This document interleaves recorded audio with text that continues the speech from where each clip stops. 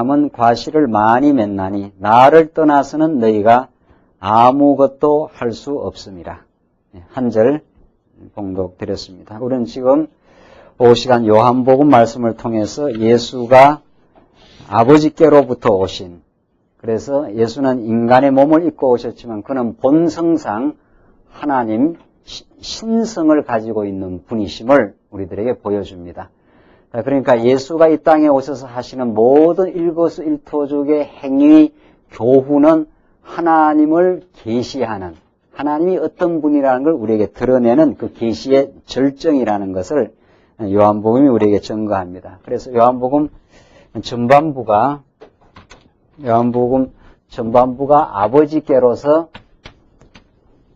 아버지께로서 오신 예수고, 후반부가 아버지께로 가시는 예수입니다. 그러니까 예수가 이 땅에 오셨지만 근본은 아버지로부터 보냄을 받고 아버지께로 이제 돌아가시는 예수. 이게 요한복음 전체의 그 메시지입니다. 지금 우리는 후반부 아버지께로 가시는 예수 가운데 그 가시는 준비 내용을 지금 하고 있습니다. 자, 이제 아버지께로 가신다니까 제자들이 이제 아주 당혹해하고, 예수가 가시면 우리는 어떻게 합니까? 이런 말이죠. 3년 동안이나 제자들과 함께 계시고 하늘의 진리를 가르쳐주고 교훈하고 그들을 인도했는데, 이제 가게 되었을 때 예수님이 남은 제자들에게 위로하시는 장면인데, 우리 지난 14장에서는 약속을 통해서 위로하시고 오늘 15장 내용이 교훈을 통해서 위로하시는 내용입니다. 어떤 교훈인가 이제 보십시다. 오늘 봉독되는 5절로 8절은 우리 1절부터 다 읽어야 되지만 지난 시간 읽었기 때문에 이 포도나무 비유입니다. 15장 내용의 포도나무 비유. 이 포도나무에 이제 과실이 맺히는데, 나는 포도나무요 했지 않습니까? 5절 보면 나는 포도나무요 너희는 가지니 저가 내 안에 내가 저 안에 있으면 이 사람은 과실을 많이 맺나니 나를 떠나서는 너희가 아무것도 할 수 없음이라. 자, 이 본문의 말씀이 이 포도나무 비유의 핵심적인 그 요절에 해당하는 말씀인데, 예수님이 가르치는 하늘의 진리를, 하나님을 가르쳐주는 진리의 메시지는 참 단순하고 쉽습니다. 예수님은 그 철학자들이 말하는 아주 어려운 말, 아주 어려운 개념들, 그 형이상학적인 그런 그 비틀어진 개념들을 쓰는 게 아니라, 예수님은 아주 교육의 천재이신데 우리가 가장 알기 쉬운 우리 일상생활의 비근한 예를 들어서 그 심오한 하나님의 메시지를 전달합니다. 그 중에 하나가 이 포도나무 비유입니다. 포도나무 비유는 너무도 쉬운 우리 일상에 있는 한 사물에 해당합니다. 요즘이 특히 포도가 많이 나는 철인데, 우리 이 포도를 먹긴 합니다만은, 이 포도는 이 가지에 붙어 있고, 이 가지는 줄기에 붙어 있어서, 뿌리로부터 진액과 모든 영양분을 뿌리가 빨아 올려서 이 가지로 보내면은, 가지에 붙어서 아름다운 열매가 맺히게 됩니다. 이게 너무도 일상적인 비근한 예입니다. 이걸 통해서 하나님이 어떠신 분이라는 것, 하나님은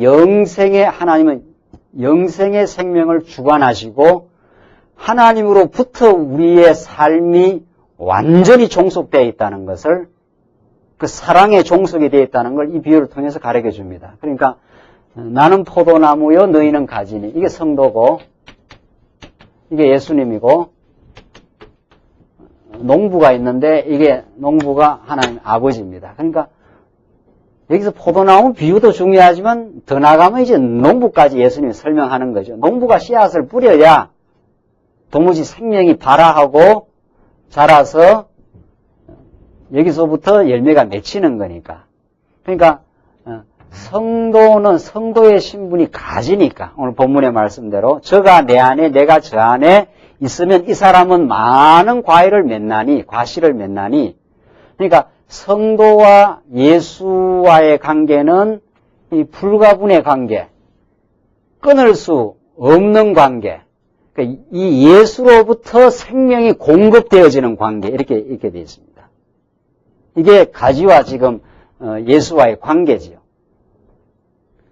조금 더 가면 나오는데 너희가 나를 택한 것이 아니라 내가 너희를 택했다. 완전한 하나님의 주권을 지금 설명하는데, 그러니까 우리 성도는 만약 우리가 예수라는 가지에 이렇게 떨어져 있으면은 나오지 않습니까? 이 사람은 과실을 많이 맺나니 나를 떠나서는 너희가 아무것도 할 수 없습니다. 이렇게 말해요. 그러니까 우리가 어떤 존재라는 걸 우리가 이 비유를 통해서 알 수 있는 거죠. 우리가 지금 영적인 생명, 진리 안에서의 우리의 삶을 살아가는 것은 전적으로 포도나무 되시는 이 줄기 되시는 예수로부터의 생명의 공급으로 가능하다는 거죠. 이게 끊어져 버리면 가지가 이게 여기서 열매가 맺히게, 가지를 이렇게 따로 떼 보십시다. 가지가 하나 잘생긴 게 있어가지고 여기서 잘라와가지고 이렇게 집에 놔두면 여기에 열매가 맺히겠느냐 이거죠. 그래서 만약에 본래 줄기로부터 떨어져 나온 가지, 이건 아무것도 할 수 없어요. 이게. 그러니까 얼마나 쉬운 비유를 통해서 하나님의 강력한 주권과 생명을 지금 쥐고 있다는 사실을 우리에게 이 포도나무 비유가 가르쳐 줍니다. 요한복음 그야말로 영생의 말씀인데, 영원한 생명의 말씀인데, 여러분과 저의 신앙의 생명, 우리가 살아있음, 지금 하나님을 깨닫고 진리를 깨닫는 것, 이거는 예수께 붙어 있도록 하나님께 강권적으로 우리를 붙들었기 때문에 그렇지, 우리가 어떻게 해볼 수 있는 게 아니라는 거죠. 그러니까 여기서부터 그냥 이 예수로부터 가지가 뻗어나온 것이지, 가지가 어떻게 발부둥을 쳐서 여기 붙은 게 아니죠. 원래 안에는 다 씨앗 안에 들어있었고, 그 씨앗을 하나님이 여기서 심었고, 그렇게 해서 우리에게서 이 마른 가지처럼 보이지만 여기서 얼마나 아름답고 탐스러운 열매가 생겨나도록, 이게 이제 성령의 열매입니다. 감사하고 화평하고 즐거워하고 쉬운 말로 말하면 행복해하고 하는 이 아름다운 성령의 열매는 예수께 붙어 있어서 또 붙어 있게 하신 하나님의 은혜 때문에 가능하다는 거죠. 우리 새신자 환영회에서 우리 성도님들의 이 말씀의 깨달음과 소망의 내용을 들어봤지만은 다 말씀의 깨달음이 우리에게 주는 그 행복, 내가 참 죄인이었다는 사실, 그럼에도 불구하고 하나님이 우리를 이 시대의 이 진리를 듣게 하셨다는 사실, 과거의 모든 우리의 방황과 어려움과 시련이 오늘 진리에 강력하게 나아가게 하시는 하나님의 추진, 하나님의 동기였다는 사실, 그런 것들이 우리의 다 깨달음들이에요. 그 깨달음을 얻게 하려고 하나님은 예수께 우리를 붙어 있게 하시고 마침내 우리 가지 안에서 열매 맺히게 한 거죠. 그러니까 내가 마음의 즐거움과 기쁨을 가지는 것은 내가 맺은 게 아니고 이 줄기로부터 나온 생명력이 이렇게 맺게 한 거죠. 그러니까 열매가 많이 맺힐수록 누구를 찬양해요? 우리 예수와 우리 나로 하여금 생명의 씨앗을 가능하게 하신 농부 되신 아버지를 우리는 찬양할 수밖에 없죠. 6절 보시면은 사람이 내 안에 거하지 아니하면 가지처럼 밖에 버리어 말라지나니 사람들이 이것을 모아다가 불에 던져 사르느니라. 이게 하나의 그 비유적 설명이죠. 거하지 않으면 가지처럼 밖에 버리어 말라지나니 했지 않았어요? 예수께 붙어 있지 않는 것은 생명력이 없다는 거지요. 그런데 당연히 말라지고 그것을 모아서 불에 던져 사르게 된다. 자, 이런 비유의 말씀을 우리들은 자꾸 예수께 붙어라 이걸 지금 말하는 게 아니죠. 지금 원리를 말하고 있어요. 성경을 어디까지나 우리의 행동 지침을 말하는 게 아니라 모든 행동을 주관하고 지배하는 하나님이라는 그 진리의 원리를 말하고 있는 거죠. 지금 예수가 포도나무다 이거죠. 하나님이 우리 농부 되셨다. 이 원리를 지금 말하고 있는 것이 가지들어 이렇게 하라 저렇게 하라가 아니에요. 그러니까 여러분과 저를 하나님께서 영원 안에서 씨앗으로 영원 안에서 이미 선택해 놓으시고 이 땅에 나게 하셔서 예수께 붙어 있게 하셨어요. 이미. 그러니까 하나님께서 붙어있게 하는 이게 떨어지질 않아요. 지금 설명상 그런 거죠. 설명상 붙어있으면 많은 열매를 맺히고 떨어지면 가지가 말라서 아무런 열매를 맺힐 수 없다. 이건 설명의 과정이에요. 그러니까 우리는 지금 예수 안에 지금 붙어있어요. 그리고 예수 안에 그냥 붙어있는 게 아니라 오늘 이 시대에 언약과 진리라는 바른 진리의 말씀을 통해서 계속 공급을 지금 받을 수 있도록 지금 역사하신 거죠. 그러니까 우리가 참 감사한 거죠. 그러니까 진리 모르면, 어제도 우리 청년부들하고 얘기했지만 우리 한 청년의 이제 고백을 들었어요. 전에는 교회를 다니긴 했어도 청년들하고 그냥 일반적인 교제만 했다는 거예요. 그러니까 성탄절 되면 성탄절 행사, 성가대 있으면 성가대 행사, 그리고 그 다음은 뭐 했느냐 그러니까 기억이 하나도 안 난대요. 성경에 대한 기억이 하나도 안 난대요. 성경에 대한 뭐를 배웠는지 모르고 그냥 단순 행사 때문에 모이고 행사 끝나면은 또 아무것도 없다는 거예요. 그건 진리를 추구하는 게 아니죠. 우리 아까분에 우리 청년 리더 선생님 이야기한 거 들었지 않았어요? 이사야서를 공부하고 나니까 그 탄력이 그 다음 신약의 로마서는 어떻게 전개될까? 계속 진리 추구입니다. 그러니까 우리 인생은 진리를 추구하면서 풍성한 열매가 맺힙니다. 그러니까 인생은 진리 밖에서 인생의 의미를 규정할 수가 없습니다. 이게 하나님이시니까요. 끝없는 이사야서를 공부하고 나니까 로마서를 공부할 새로운 마음이 생기고 로마서를 공부하면 계시록을 또 공부하고 싶고 계시록 공부하면 다시 창세기를 공부하고 싶고 그래서 우리 인생은 자꾸 진리를 먹고 진리를 추구하는 존재입니다. 진리를 추구하는 존재에게는 어떤 역경, 어떤 시련이 몰아닥쳐도 그것이 진리에게로 더 가게 하는 밑거름일 뿐이다. 이렇게 되어 있습니다. 근데 이 진리 추구가 없어져 버리면은 인생은 그때부터 방황합니다. 무엇을 해도 방황합니다. 모든 일이 잘 되어도 방황이고 안 돼도 방황입니다. 삶의 중심을 잃어버리기 때문에 그렇습니다. 하나님께서 우리에게 진리에 붙어있게 하고 예수에게 붙어있게 하시는 것은 우리 인생으로 하여금 하나님이 어떠신 분이고 내가 어떤 존재임을 깨닫는 그 고상한 깨달음에 이르게 합니다.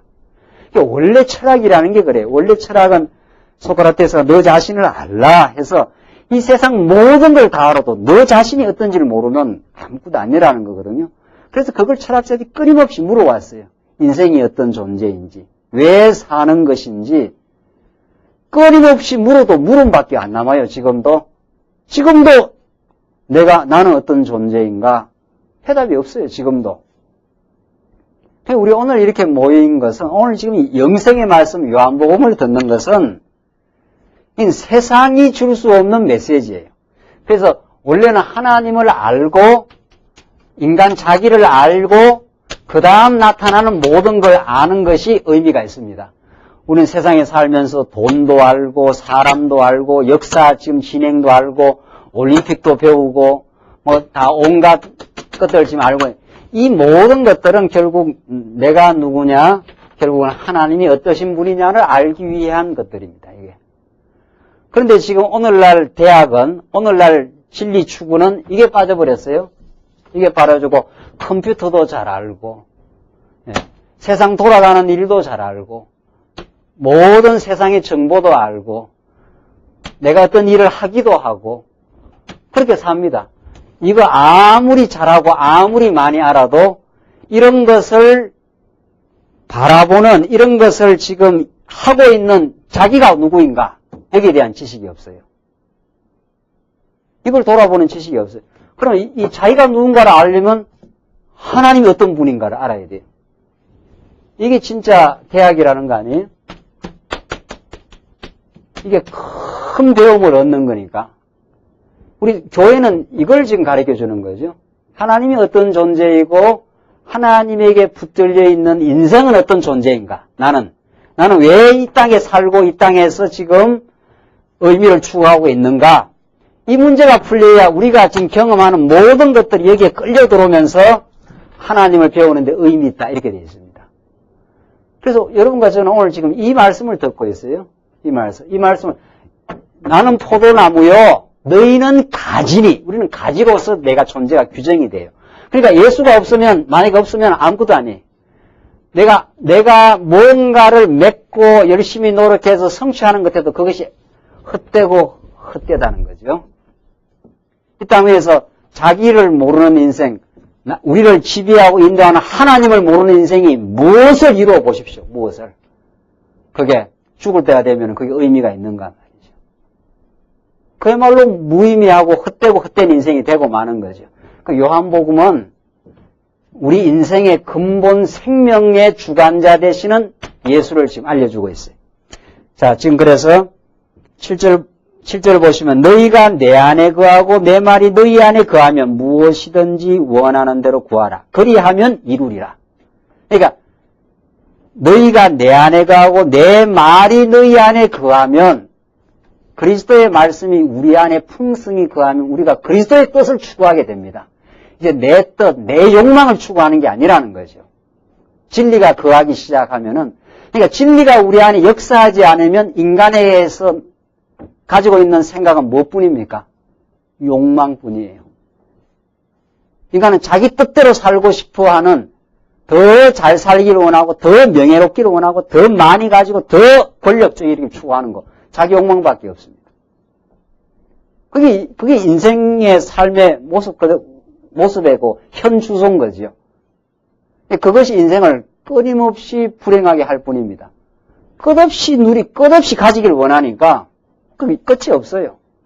전도서 기자가 채워도 채워지지 않는다 그래요. 무엇으로도 인간의 이 욕구를 충족시키는 길이 없습니다. 그러나 예수의 말씀이 우리 안에 거하면 전적으로 달라져요. 하나님의 말씀이 우리 안에 거하면 하나님이 얼마나 위대하시고 하나님의 뜻이 우리 안에서 이루어지고 있고 하나님이 우리를 얼마나 사랑하심을 깨닫게 되기 때문에 그때 구하는 것은 이제 내 욕망을 구하는 게 아니고 전에는 이렇게 내 욕망을 구했다면은 우리가 이 방향으로 갔어요. 그러니까 이 욕망은 채울 길이 없어요. 암만 채워도 안 채워집니다. 여러분들 무엇을 해서 무엇을 다 가져보십시오. 그것으로 만족함이 있는가? 없어요. 그 방향이 이 방향으로 바뀐 거예요. 이 진리를 추구하고 하나님의 뜻이 우리 안에 이루어지고 있다는 걸 깨닫고 하늘의 신령한 뜻이 우리의 삶을 통해서 이루어지기를 그 소원이 생겨납니다. 그러니까 그 예수의 소원대로 구하면 무엇이든지 이루어진다는 거죠. 예수의 뜻대로 구하니까. 그러니까 우리가 지금 기도할 때마다 하나님 아버지 하나님의 말씀이 풍성하게 깨닫게 하시옵소서. 이게 우리의 소원입니다.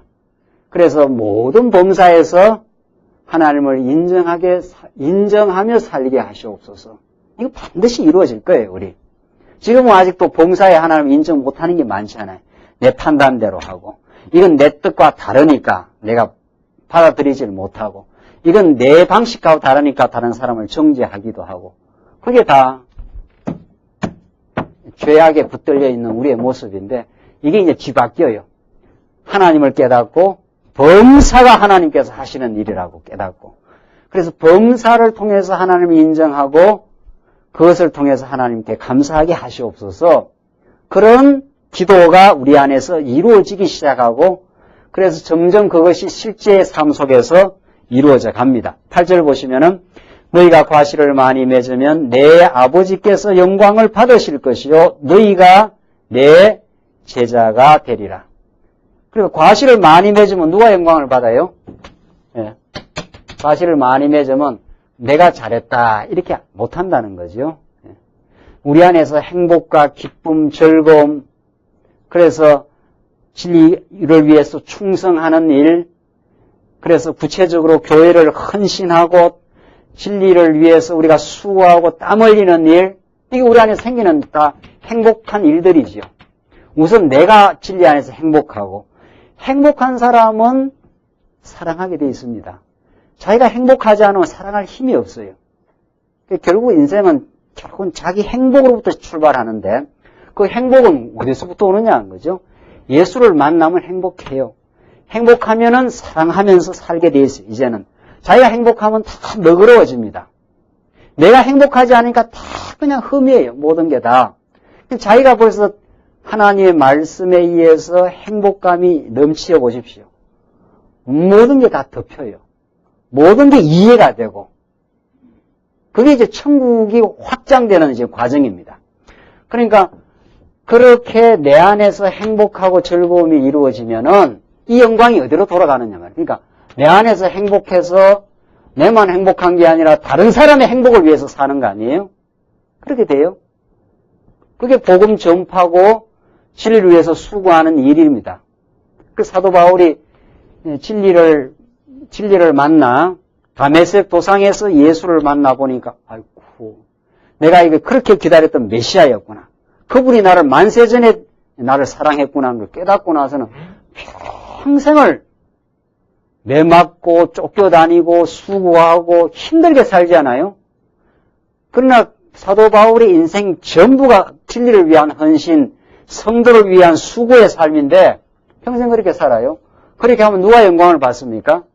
사도 바울이 영광 받는 게 아니라는 거죠. 사도 바울이 그렇게 해서 한 게 아니라 그렇게 할 수 있는 생명력을, 힘을 이 예수가 사도 바울이 많은 수고를 통해서 풍성한 열매를 맺었어요. 교회도 많이 세우고 그래서 많은 영혼들이 진리 안에 자유를 얻고 했는데 내가 했다 소리 안 하지 않아요? 그 영광을, 과실을 많이 맺으면 우리 아버지가 영광을 받으실 것이요. 우리 예수가 영광을 받게 된다는 거죠. 그러니까 많이 맺힐수록 바울은 십자가를 자랑하고 우리 하나님의 은혜가 이 풍성한 은혜를 가지게 했다고 그렇게 영광을 돌리게 돼 있죠. 이 아버지께 원리가 그렇게 돼 있어요. 내게 맺었으니까 내가 했다. 이런 말이 가능하지 않다. 나는 우리 인생은 근본이 아니에요. 이게 근본된 예수께 붙어있는 존재니까. 이게 우리가 교회 생활하는데 가장 중요하고 기본적인 깨달음이죠. 이렇게 포도나무 비유가 이렇게 쉬워요. 우리가 예수 믿기가 이렇게 쉽고도 심오합니다. 우리가 한 게 어디 있느냐 말이죠. 이 가지가 한 일이냐 말이죠. 여기서 진액이 올라가고 영양가가 올라가지 않는데 가지에서 이 열매가 맺혀요? 안 되잖아요. 띄나보라 말이지. 이걸 띄가지고 하루 이틀만 지나보라 말이에요. 여기 붙었는 것까지 다 말라져 버리죠. 붙었는 것까지도. 그만큼 예수는 우리의 전부입니다. 예수가 아니면 우리가 생명력을 발휘할 수가 없는 거죠. 그래서 우리는 예수는 그리스도이십니다. 예수는 우리의 왕이시고 예수가 우리에게 영원한 생명을 주신 분입니다. 그것만이 진리예요. 그래서 하나님이 여호와십니다. 그는 약속하시고 약속대로 지금 우리를 끝까지 붙드시는 분입니다. 우리 청년부하고 이사야서 공부했는데 이사야서는 너무도 풍성한 메시지를 우리에게 전달해요. 너희가 불 가운데로 지나갈지라도 너희를 한번 때렸다가 보호해줘서 끝까지 붙들고 있는 여호와 하나님이다. 그걸 우리가 강력하게 가르쳐줘요. 그래서 지금 8절을 보시면 너희가 과실을 많이 맺으면 내 아버지께서 영광을 받으실 것이요. 너희가 내 제자가 되리라. 9절 보시면 9절로 11절 보시면 예수 자기와 아버지와 제자들의 관계로 또 위로를 해 주십니다. 아버지께서 나를 사랑하신 것 같이 나도 너희를 사랑하였으니 나의 사랑 안에 거하라. 내가 아버지의 계명을 지켜 그의 사랑 안에 거하는 것 같이 너희도 내 계명을 지키면 내 사랑 안에 거하리라. 내가 이것을 너희에게 이름은 내 기쁨이 너희 안에 있어 너희 기쁨을 충만하게 하려 함이니라. 그러니까 이 생명과 이게 지금 포도나무 비유가 생명을 가리키는데 이 생명과 사랑 이거는 아주 불가분의 관계예요. 예수의 생명력이 우리 안에 역사하신다 하는 말을 다른 표현을 쓰면 하나님의 사랑이 우리 안에 풍성히 거한다 이런 뜻입니다. 그래서 정말 우리 인생은 사랑을 받기를 원하는 존재입니다. 인생을 설명하는 가장 쉬운 단어가 사랑이에요. 우리 인생은 부모로부터 남편으로부터 혹은 아내로부터 친구로부터 우리 장로님으로부터 우리 권사님으로부터 정말 우리는 사랑을 받기를 원하는 존재예요. 인생이 그렇게 되어 있습니다. 근데 그 모든 관계보다도 더 중요한 건 근본 하나님으로부터 사랑의 공급이 우리 인생을 인생답게 합니다. 그 사랑을 확인하고 받아야 생명력이 넘쳐요. 제가 비유를 잘 그렇게 설명하지 않아요? 애인이 있는데 애인이 있는 그 처녀의 발걸음하고 애인이 없는 처녀의 발걸음은 완전히 달라요. 어떻게 다른가 내가 흉내를 한번 내볼까요? 그러니까 한 남자로부터 한 애인의 사랑을 받는 늘 소망에 벅차요. 그러니까 지금 군에 가 있더라도 언젠가는 다시 와서 나를 사랑해 준다. 그러면 지치질 않습니다. 생명력이 넘쳐요. 언제나 소망에 벅찹니다. 어려움이 많을수록 좋습니다. 어려움이 많을수록 생명력이 더 약동해요. 사랑을 받는 사람은. 이 사랑이 놀라운 힘입니다. 그래서 제가 비유로 그렇게 말하잖아요. 여기에 지금 군대 간 애인이 있어요. 여기서 먼 데서 이 사랑하는 사람을 위해서 지금 면회를 가는 사람은 이 거리가 멀수록 좋아요. 멀수록 좋습니다. 동사무소에 방위로 있는 사람은 가깝지 않아요? 언제나 가면 찾아볼 수 있죠? 사랑하는 애인은. 재미 하나도 없어요. 재미 하나도 없습니다. 조금만 그냥 가면은 또 동사무소에서 고생도 안 해. 그럼 면회 갈 이유도 없는 거예요, 별로. 면회에 기쁨이 없습니다. 여기서 고생도 하고, 여기서도 아주 고생하고, 또 가는 길도 멀어요. 이게 얼마나 강렬하게 하는지 모릅니다. 그 생명력을. 고생이 길이 길면 길수록 가는 소망이 넘치고 힘이 솟구쳐요. 이게 사랑의 생명력입니다. 여러분들 제가 무슨 힘으로 삽니까? 돈 힘으로 살고 남편 힘으로 살고 자식들 크는 힘으로 사는 그거 다 그럴 수 있어요. 또 그게 또 우리의 육신적인 삶이기도 합니다. 그러나 그거는 그야말로 계시의 방편일 뿐이고 근본은 하나님의 사랑의 힘으로 살아요. 하나님의 사랑의 힘으로 사는 사람은 고생이 많을수록 좋은 거예요. 고생이 많을수록 강렬해요. 지뢰를 붙드는 힘이. 그렇게 돼 있어요. 여기가 멀수록요. 면회 가는 길이 멀수록 강렬해집니다. 더 만나서 그 면회의 기쁨이 더 커요. 그래서 우리가 이 땅에서 많은 고생할수록 천국 가서 예수님을 직접 배울 때 그냥 펑펑 쏟아지는 거죠, 눈물이. 올림픽에서 많이 고생해서 금메달 딴 사람들은 막 그냥 울지 않아요. 그냥 그 자리에서 그냥 펑펑. 그 사람들 금메달 그냥 따는 거 아니거든요. 그 죽을 고생한 사람들이에요. 죽을 고생. 아주. 그 금메달 자체가 그 사람의 행복이 아니라 많이 그 시련과 어려움과 훈련의 과정을 많이 거쳤기 때문에 많이 거친 사람일수록 감격이 큰 거죠. 하나님이 우리 인생을 그렇게 만들어 놨습니다. 그래서 내가 너희를 사랑한 것 같이 이렇게 했지 않았어요? 그 사랑을 우리가 깨달아야 좋다. 이 땅에서 어떤 거 와도 괜찮다. 이 말이 나와요.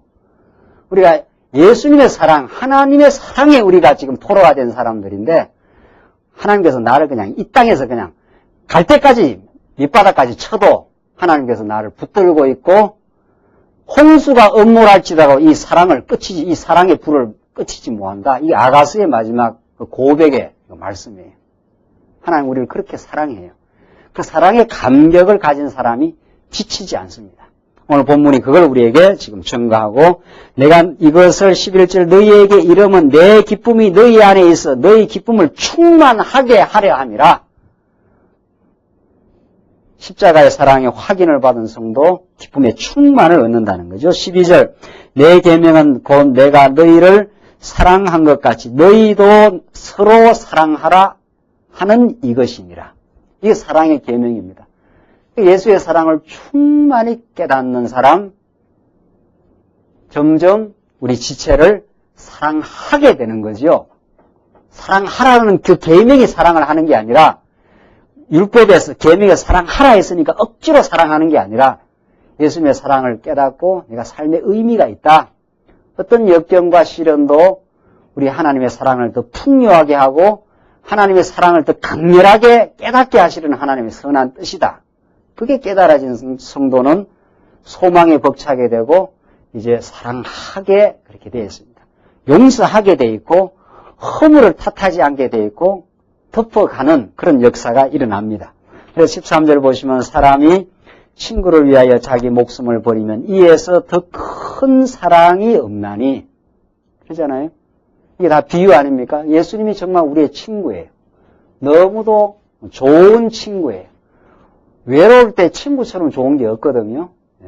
우리 교회가 우리 사실은 친구들입니다. 우리 교회 성도들이 아주 친한 오래 친한 사람, 이게 친구 아닙니까? 옛구자니까. 우리가 괴롭고 아플 때 호소할 대상을 우리는 찾게 돼 있고, 우리는 친구의 위로를 통해서, 우리 지체들의 위로를 통해서 굉장한 새로운 힘을 우리는 공급받습니다. 근본적으로는 예수님이 우리의 좋은 친구이시고, 우리 사랑하는 지체들이 우리의 좋은 친구인데, 자기 목숨을 버리면 이에서 더 큰 사랑이 없다. 최고의 사랑이라는 거죠. 예수님이 그렇게 하신 것이라는 거예요. 예수님은 우리에게 너무도 큰 사랑을 이미 확정하고 베풀어 버렸어요. 14절 너희가 나의 명한 대로 행하면 곧 나의 친구라.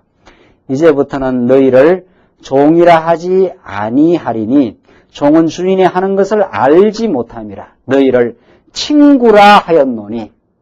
예수님이 우리를 친구처럼 외로울 때, 우리가 힘들 때 우리를 위로해 주시고 격려해 주시는 분이에요. 그래서 보혜사 성령을 보내요. 예수의 영을. 내가 내 아버지께 들은 것을 다 너희에게 알게 하였음이니라. 예수님이 아버지께 다 들은 그 하늘의 비밀에 영원한 천국의 비밀을, 진리를 너희에게 내가 알게 하겠다는 거죠. 16절 너희가 나를 택한 것이 아니요 내가 너희를 택하여 세웠나니. 이 말씀 얼마나 정말 확고부동한 칼빈주의적인 해석입니까? 우리가 칼빈주의적 해석을 따라간다는 것은 하나님의 모든 건 주권이라는 거예요. 알미니안 신학이라는 것은 하나님이 우리를 부르시고 우리 인간이 그 부르심에 반응하고 이래서 하나님의 구원이 이루어진다. 성경에 이런 구절 하나도 없어요. 성경에 이런 가르침이 없다는 거예요. 그런데 이렇게들 예수를 믿으니까, 이렇게 가르치니까 하나님께 영광이 돌아갈 게 있나요? 하나님은 부르시고 십자가를 제공만 하시고 인간이 열심내어서 그 십자가를 붙들었다고 하니까. 그래서 신앙이 이루어지고 구원이 이루어지고 우리의 거룩한 삶이 이루어진다고 하니까 인간이 대단한 거예요. 하나님하고 지금 막 먹는 거예요. 그러니까 하나님하고. 이렇게 하니까 진정한 의미에서 진짜 모든 것이 하나님의 은혜라는 그 신앙 고백이 나올 수가 없는 거죠. 여기에서는. 하나님 50, 우리도 50이니까. 근데 오늘 본문의 말씀은 그렇게 증가하죠. 너희가 나를 택한 것이 아니요. 그랬어요. 내가 택했는데, 내가 지금 예수도 믿고, 내가 지금 광야교회도 지금 광야교회를 갈까, 어느 교회를 갈까, 이렇게 하다가, 광야교회다. 이렇게 선택했지요. 틀림없지 않아요. 이렇게 선택했거든요. 시민의 교회를 갈까, 광야의 교회를 갈까, 여기 지금 두 군데서 우리 집사님 늘 이야기 하잖아요. 이렇게 지금 재봤다는 거 아니에요. 그러다가, 광야의 교회다. 이렇게 했다는 거죠. 그게 맞아요. 그렇게 했어요. 그렇게 하도록 진리의 말씀이 들리도록 성령이 역사하신 거죠. 그 진리가 그렇게, 하나님이 그렇게 택해서 하나님이 인도하신 겁니다. 내가 예수를 택한 게 아니에요, 전혀. 어디 내가 얘기를 붙들어요. 우리는 다 죽어버렸던 사람들이에요. 죄와 허물로, 에베소서 표현에 따르면은, 죄와 허물로 죽으려고 하고 있느니 아니고, 죽었던 너희를 구해줬다. 이랬어요. 너희를. 죽어버렸는데 뭘 우리가 선택을 해요? 우리는 육신으로 과거에 살았었지 영적으로는 다 죽은 상태입니다. 그러니까 죽었으니까 여기서 이렇게 구원의 밧줄을 내려도 아무 감각이 없어요. 죽었는데 뭘 이렇게 붙들어요. 자기가 지금 살았다고 생각하는 거예요. 알미니안 신학은 자기가 괜찮은 존재고 내가 이렇게 예수를 붙들 수 있다고 생각하는 거죠. 전혀 아니죠. 너희가 나를 택한 것이 아니요. 그랬죠. 내가 너희를 택하였다. 이래. 하나님이 붙들었어요. 길 잃어버린 아이가 아버지를 붙드는 게 아닙니다. 길 잃어버려서 완전히 그냥 길바닥에서 죽어 있는데 아버지가 붙드는 거죠. 아버지의 강한 손이 붙들었기 때문에 절대로 놓질 않아요. 그래서 구원이 확실합니다. 구원이 불확실한 게 아닙니다. 아버지의 손이 신실하신 손이 붙들었기 때문에 확실해요. 그래서 그는 확실한 신앙을 가지고 신앙을 생활하는 이렇게 했으면 수 틀리면 어떻게 해요?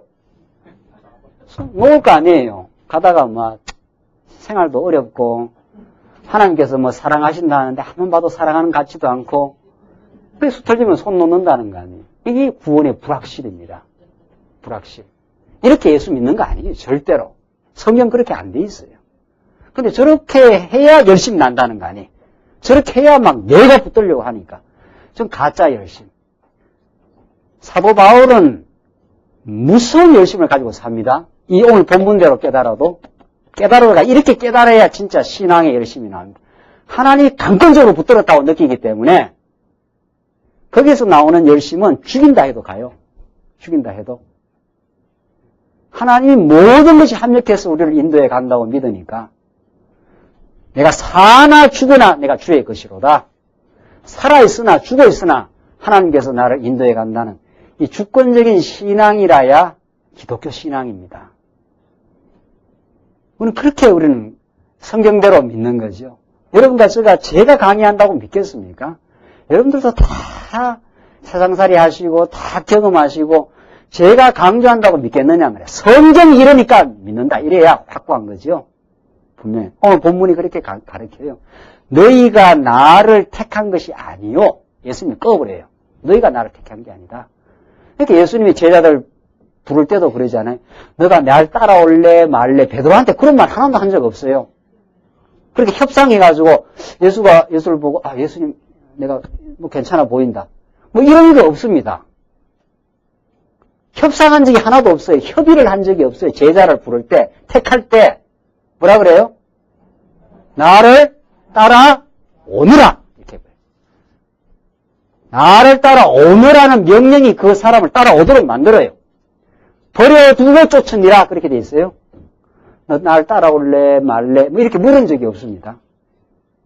그게 성경에 나타나는 제자를 강권적으로 부르시는 명령문이에요. 명령하는 그 명령의 힘이 베드로를 잡아 당겨가지고 끌고 와버려요. 그게 하나님이 수행하는 방식입니다. 여러분과 저를 지금 그렇게 인도하고 하나님은 명령하면 명령대로 이루어집니다. 빛이 있으라 하면 빛이 나타나요. 나를 따라오느라 하면은 우리가 끌려가게 돼 있어요. 오늘 우리는 끌려온 거예요. 이 사랑에 끌려왔어요. 사랑에 끌려왔으니까 우리가 힘드는 게 없어요. 그러니까 하나님께서 끄는 대로 가겠다 이 말이죠. 끄는 대로.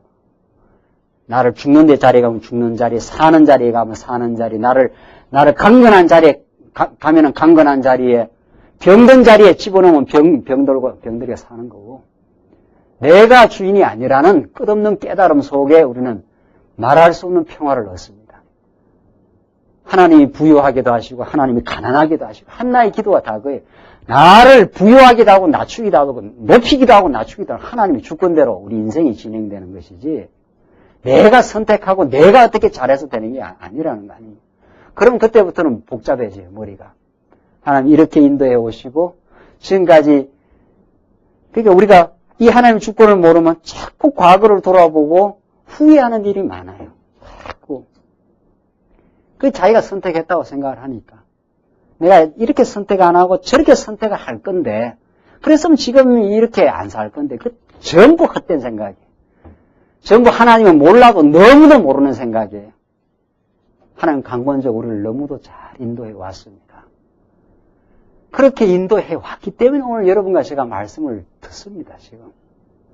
그래서 과거의 역사 정리를 신앙이 아니면 정리할 수가 없어요. 그러니까 지금 오늘 중국 사람들이 그냥 숨지고 있다가 이제 경제가 발전하고 이제 베이징 올림픽 가면은 중국은 무섭게 이제 성장합니다. 힘이 탄력이 붙으니까 역사를 마음대로 이제 왜곡하지 않아요? 이 역사는 이거지, 고무줄 마음대로 이랬다가 저랬다가 지멋대로 역사 해석을 해요. 인간의 그 어리석음입니다. 우리는 그렇게 자기가 약하면은 약해졌다가 자기가 강해지면은 지멋대로 역사를 왜곡하는 그런 잘못된 역사 왜곡을 할 게 아니라 우리 신앙인은 하나님이 역사를 지금 주관해 오셨고 하나님이 우리를 진리 안으로 인도하시려고 하나님의 작정된 코스대로 정확하게 발걸음을 인도해 오셨다고 그렇게 우리는 역사를 해석해요. 역사에 대한 객관적인 답이 딱 떨어져 버려요. 그래야 우리는 오늘을 감사하게 받아들이고 이제 미래에 대한 우리 소망 가운데 살아요. 그 정리를 지금 못하는 거예요, 사람들이. 이랬다가 어떨 때는 자기 형편이 좀 좋으면은 좀 좋게 해석했다가 형편이 안 좋으면 원망했다가 그러지 말았을 걸 이런 거죠. 오늘 본문은 우리는 그렇게 안 가르쳐요. 너희가 나를 택한 것이 아니요 내가 너희를 택하여 세웠다고 그럽니다. 하나님이 택하여 우리를 세워 인도해 가고 있어요. 이는 너희로 가서 과실을 맺게 하고 또 너희 과실이 항상 있게 하여 내 이름으로 아버지께 무엇을 구하든지 다 받게 하려 함이니라. 우리 하여금 택하여 세워 포도나무의 가지가 되게 할 뿐 아니라 과실도 맺어가도록 하나님께서 우리에게 자꾸 생명력을 공급하고 진리의 깨달음을 주시고 인도해 가신다는 거죠. 17절 내가 이것을 너희에게 명함은 너희로 서로 뭐라 그랬습니까? 사랑하게 하려 함이로라. 그러니까 우리가 하나님으로부터 사랑을 받고 사랑하며 살 수 있으면 인생은 모든 것이 다 이루어진 겁니다.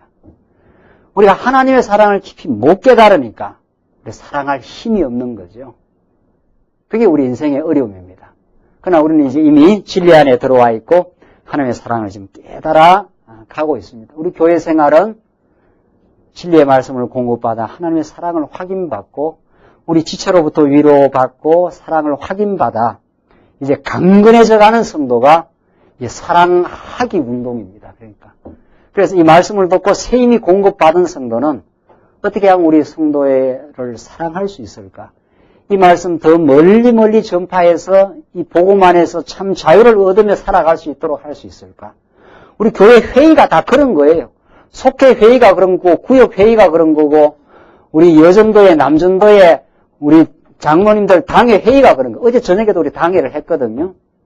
임시 당회를 했는데 어느 성도님의 어려운 현실을 가지고 우리가 당회를 한 거예요. 어떻게 해야 그 성도가 말씀을 잘 듣고 말씀 안에서 강건할 수 있을까? 그 회의를 한 거예요.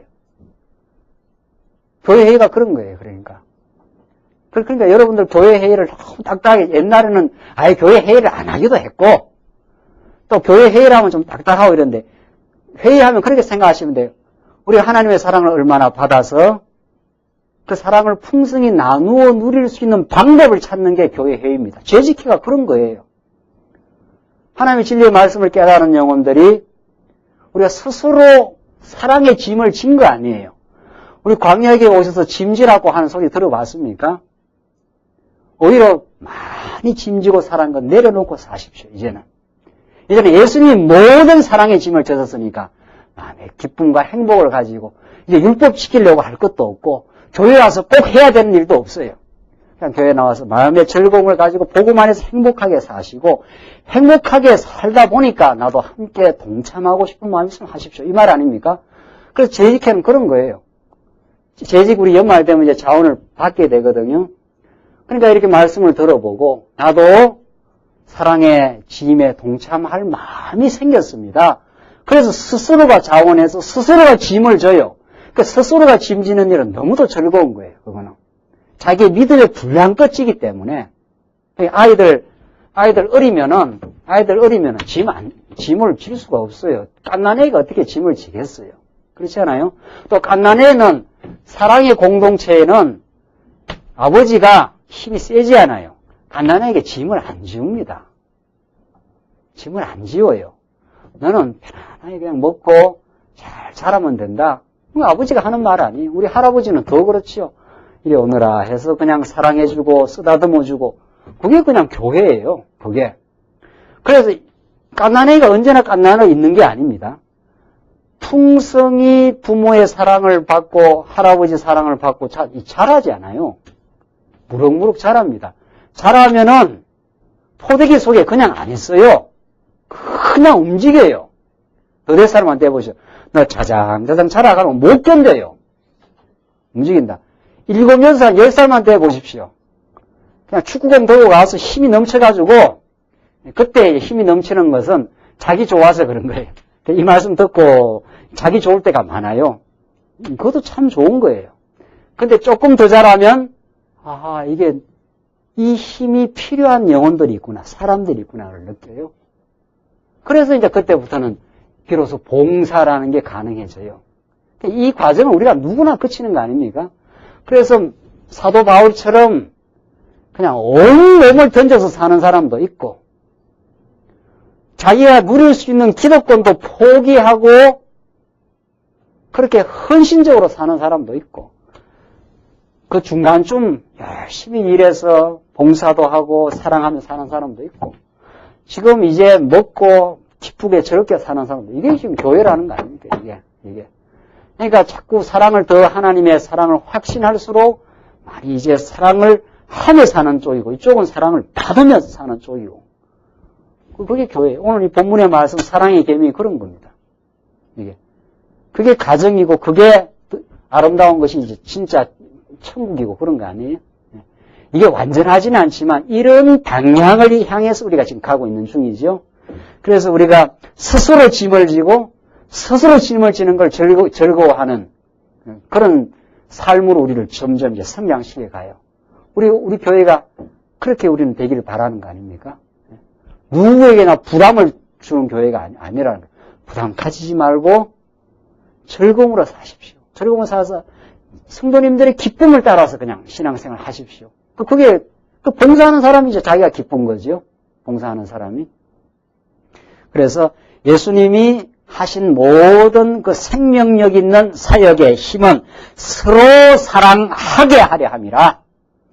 미워하고 갈등하고 시기하고 질투하는 그 지옥 같은 삶으로부터 우리를 해방해내서 서로 긍휼히 여기고 서로의 허물을 서로 인정하고 덮어주며 그런 삶을 살아가도록 하나님께서 하게 하시려고 우리를 진리 안에 이제 부르셨다는 거죠. 18절 보십시다. 18절로 15장 18절로 21절 보시면 제자들에게 세상이 핍박하고 미워하고 핍박할 것을 알려줍니다. 자, 이렇게 진리 안에 있는 성도라 하고 하나님이 사랑하게 하시지만 18절 보십시오. 세상이 너를 미워하면 너희보다 먼저 나를 미워한 줄을 알라. 세상의 원리는 하나님을 믿고 따라가는 성도들에게 핍박하고 오히려 미워한다는 거죠. 진리를 증거하는, 진리를 지켜가는 일이 얼마나 고단한 일임을 오히려 핍박이 있게 됨을 이 본문의 말씀이 우리에게 가르쳐 줍니다. 19절 너희가 세상에 속하였으면 세상이 자기의 것을 사랑할 터이나 너희는 세상에 속한 자가 아니요. 이렇게 됐어요. 그러니까 우리는 예수 믿는 사람은 세상에 살되 세상에 속한 자가 아니라 어디에? 하늘에 속한 자입니다. 우리는 영혼이 하나님을 깨닫고 하늘의 시민권을 가진 자지요.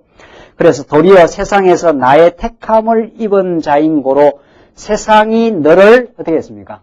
미워하느니라. 그래서 사도 바울도 그 많은 예수의 제자들도 핍박과 환난을 거쳐 천국에 들어갑니다. 우리 사도행전 공부, 이제 사도행전 요한복음 끝나면 많은 핍박을 받게 돼 있어요. 그러니까 제가 이번에 이 과정을 말했잖아요. 우리가 사랑하는 사람을 만나는 그 길이 이게 평탄하지 않다는 거죠. 이게 온갖 이 과정에 핍박과 어려움이 있는데 핍박과 어려움이 있을수록 사랑하는 사람을 만나고자 하는 그 강렬한 힘이 더 생겨나고 더 생명이 솟구칩니다. 하나님은 그렇게 섭리를 하죠. 구약에 하나님께 이스라엘 백성들만 하나님 인도하고 이스라엘 백성들만 이렇게 살게 하는 게 아니에요. 주변의 대적들을 하나님께서 마련해 놓고 온갖 핍박과 어려움을 주지만 그것이 하늘을 쳐다보도록 이스라엘 백성들이 뺑뺑 주위의 대적들을 주위의 대적들을 뺑뺑 둘러 만들어 놓고 다윗으로 하여금 하늘을 의지하도록 그렇게 만들어 가시는 하나님의 섭리.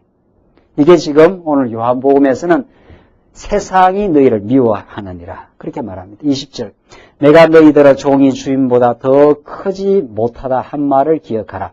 사람들이 나를 핍박하였은즉 너희도 핍박할 터이요 내 말을 지켰은즉 너희 말도 지킬 터이라.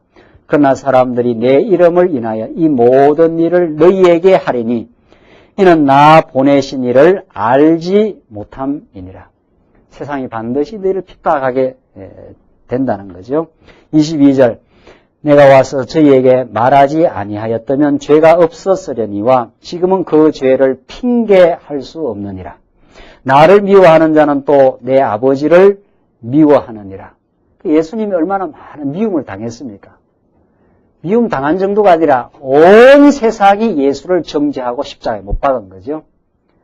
그들은 하나님의 영광을 보지 못한 사람들이죠. 24절 내가 아무도 못한 일을 너희 중에서 하지 못하였다면 저희가 죄 없었으려니와 지금은 저희가 나와 및 내 아버지를 보았고 또 미워하는도다. 그러니까 빛과 어두움은 타협이 없다는 거죠.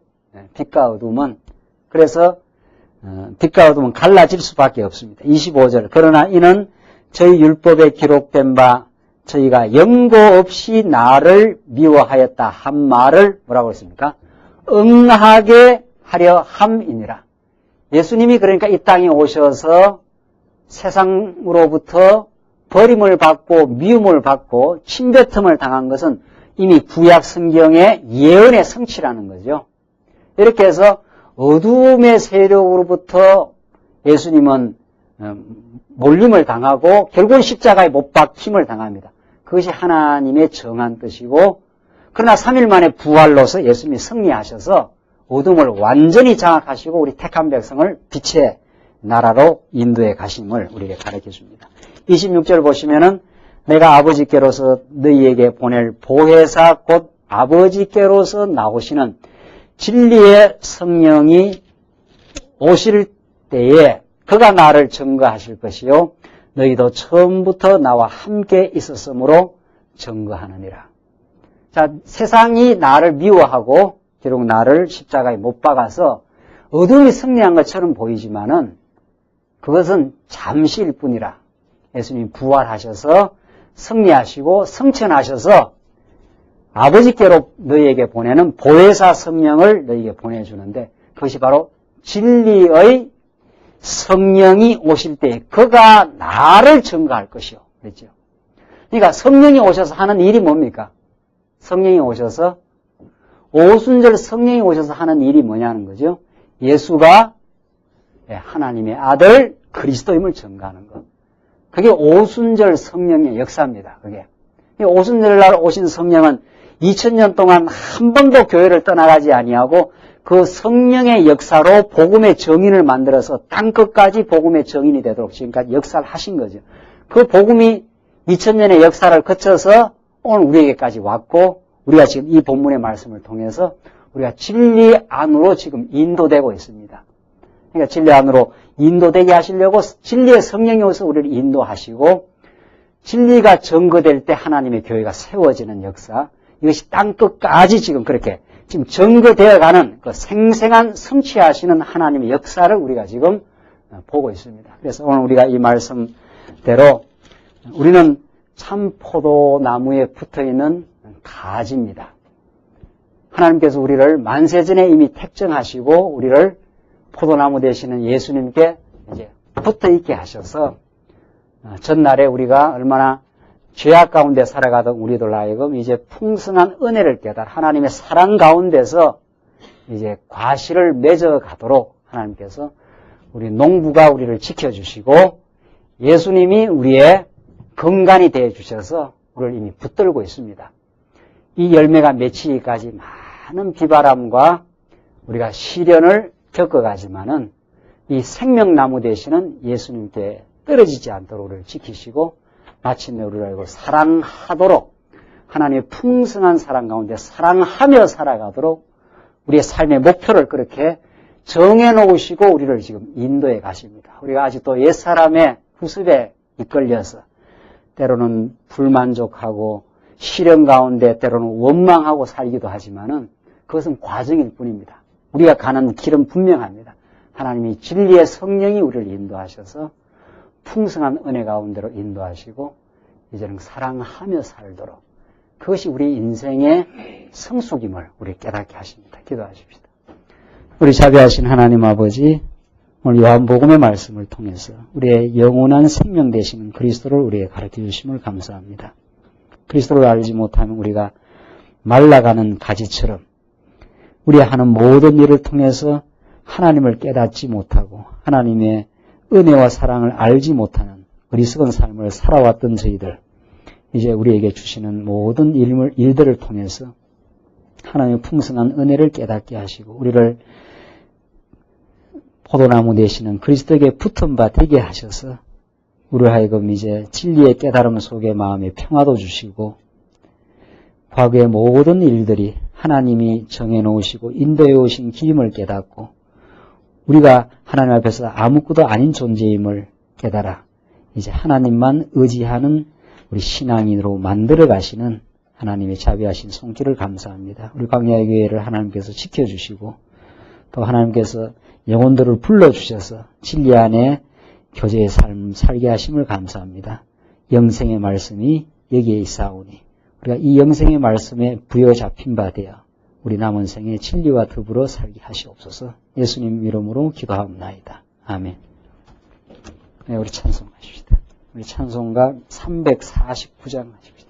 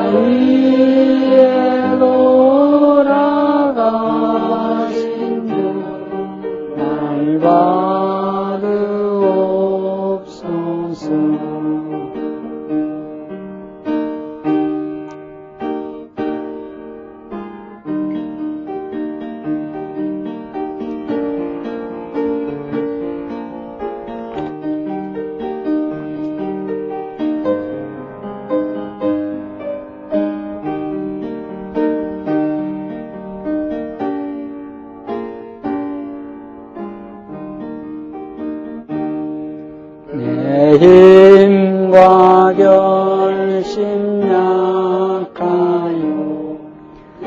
깨어지기 쉬우니 주 이름으로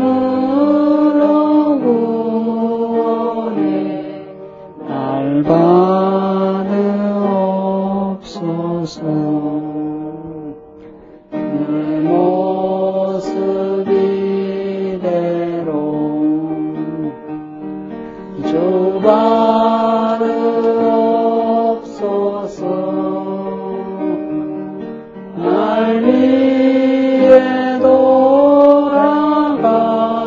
신유 날 받으옵소서. 내 주님 서신 발 앞에 나 꿇어 엎드렸으니 그 크신 역사 이루게 날 받으옵소서. 내 모습 이대로 받으옵소서. 날 위해 돌아가신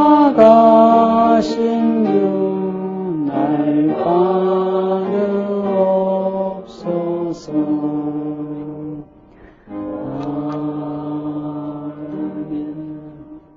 우리 다 같이 기도하십시다.